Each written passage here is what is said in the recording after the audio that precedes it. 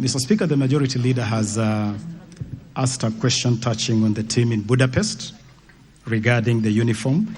It is a question that has also been asked by the Honourable Deputy Speaker, Honourable Gladys Chalet, also touching on uniform.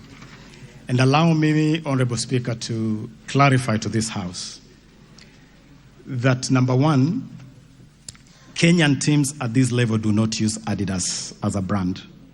In fact, the National Olympics Committee of Kenya, which is responsible for teams at this level, has a subsisting contract with Nike.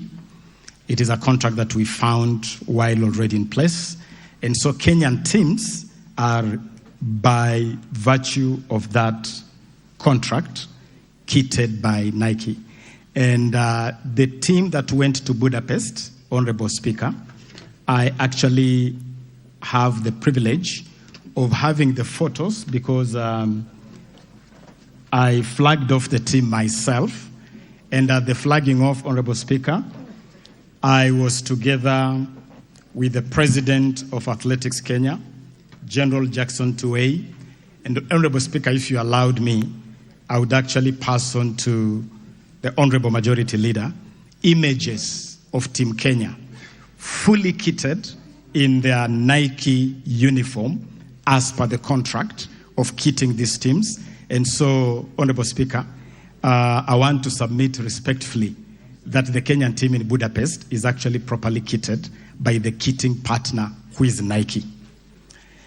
Honourable Speaker, the Majority Leader also raised a question on the challenges that the ministry may be facing that could affect the performance of the ministry. And that is why, Honourable Speaker, it would be useful as we do this interaction for me to set the scene of where the sporting arena generally looks like. And I want to confirm here that, number one, we have had limitations with budget allocation, and it will be recalled, for instance, that among the ministries that traditionally suffer budget cuts and limited funding is this particular ministry. We have the sports fund, yes, but traditionally, Honourable Speaker, this fund supports so many other things. This fund has supported healthcare. It has supported the Ministry of Education. It has supported school feeding programs. It has supported equipment acquisition in hospitals. And so, in terms of ask, one of the things that we'll be requesting this House to do is to ring-fence this fund and make it strictly a fund for sports and the arts. As it stands today, that fund now supports so many other things, which crowds out support for sports and the creatives and the arts. But I want this Honourable House to note that among the biggest challenges facing this ministry is the ecosystem of federations. And I invite this House to acknowledge that the running of sports is not the exclusive domain of government. In fact, it's a partnership between government and federations. The issue of kitting, for instance, every federation normally makes arrangements for kitting. They present budgets to government. Then the government provides resources to the federation. We have a serious governance challenge with a lot of our federations. When we come to the issue of aquatics, that issue will come out a lot more clearly. But we have a serious issue. And one of the things that I invite this House to do is to support the ministry fully in cleaning up the mess in federations, making sure that federations are run accountably, making sure that federations hold elections on time. We have a situation where some federations are run by live officials. Those are issues that the ministry is dealing with. Some of them require legislative action, and we have already started the process of reviewing the Sports Act, a matter on which we shall be engaging this House on.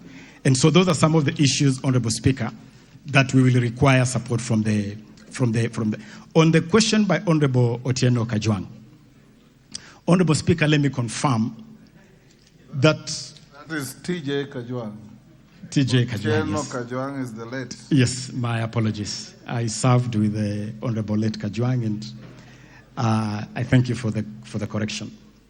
Number one, Honorable Speaker, this team was not a team of children, just to confirm that it was a team actually of senior players, aged generally between the age of 20 and 35. That was the general age of the team, just to clarify that on record.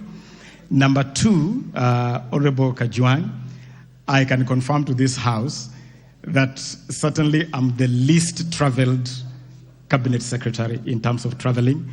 When you talk about traveling to destinations, I saw some report indicating that I'm supposed to be in Budapest with the World Athletics team. I can confirm to this House that because of austerity measures of spending within the ministry, I have actually not had the honor or the privilege to accompany our teams traveling out of the country. We choose instead to send technical officers, like for this particular team, we sent the CEO of the Academy of Sports and the Director of Sports. The team in Budapest right now has a technical officer who is the Director of Sports accompanying the Principal Secretary, Engineer Peter Tum. And so it is not true at all that I go gallivanting around the globe, Honorable Speaker. I actually travel very sparingly. I want that to go on record. Honorable Speaker, Honorable Wanjiku Muia raised a number of questions, one on the spending on accommodation. And I want to confirm that the spending on accommodation, which I indicated here, and it is even in our formal submission, was actually on local accommodation. We accommodated this team at Kise, where we accommodated them for the entire period of camping, and that cost was met by the funding that I have provided. Ordinarily, when you have Olympics, the organizing federation takes responsibility at that level. And so let that be clarified. In terms of why this team flew to Munich, it was because there was a build-up activity in Munich.